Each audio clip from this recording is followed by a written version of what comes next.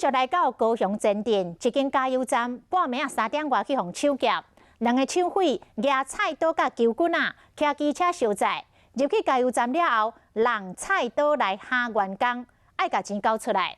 两个员工一男一女真勇敢，摕身边的灭火器来反击，而且大声来喊讲抢劫。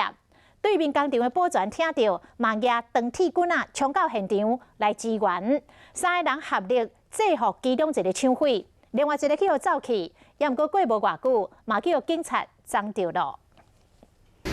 两个歹徒手拿刀棍，伫加油站要抢劫，甲对面工厂来支援的保全三人准备要动手。这时加油站一个女员工摕灭火器甲因喷，两名抢匪被喷甲规身躯。这时一个男员工甲保全的还有赶到位的警方，将其中一名甲抓起来。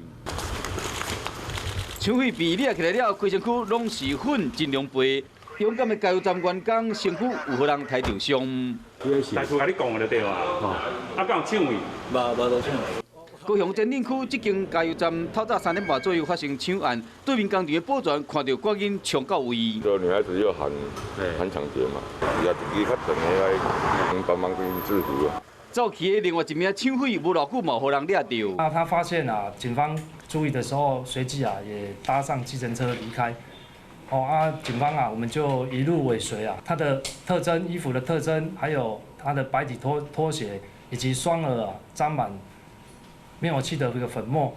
这件抢案因为两名加油站的员工甲一个保全真勇敢，用灭火器将这个抢夺拍退。因为警方呼吁讲，对着这款危急的情形，上好要先自保，同时要保持冷静，将歹徒特征甲记落来，赶紧报警处理，尽量莫刺激对方，以免发生无度意料后果。